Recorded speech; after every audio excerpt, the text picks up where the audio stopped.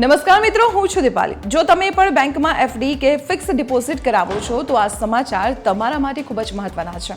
આરબીઆઈએ એક નવો ડ્રાફ્ટ નિયમ બહાર પાડ્યો છે જે તમારી એફડી પર મળતા વ્યાજની આખી રમતને બદલી શકે છે। આ નવા નિયમનો સૌથી મોટો ફાયદો છે પારદર્શિતા।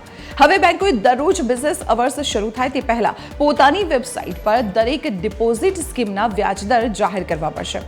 એટલે કે હવે કોઈ અસ્પષ્ટતા નહીં રહે। તમે ઘરે બેઠા જ સરખામણી કરી શકશો કે કઈ બેંક સૌથી વધુ વ્યાજ આપે છે।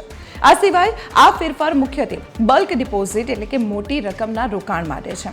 હવે બેંકો પોતાની જરૂરિયાત મુજબ મોટા રોકાણકારોને આકર્ષવા માટે વધુ વ્યાજ આપી શકશે। જોકે સામાન્ય રોકાણકારો પર આની સીધી અસર અત્યારે નહીં થાય, પરંતુ નિષ્ણાતોનું કહેવું છે કે ભવિષ્યમાં ડિપોઝિટ માર્કેટમાં મોટી સ્પર્ધા જોવા મળશે। આરબીઆઈએ આ ડ્રાફ્ટ પર સાર્વજનિક સૂચનો મંગાવ્યા છે, જેના માટે 20 જૂન સુધીનો સમય પણ આપવામાં આવ્યો છે। એટલે હવે જ્યારે પણ એફડી રિન્યૂ કરાવો ત્યારે અલગ અલગ બેંકોના દરો તપાસવાનું ન ભૂલતા।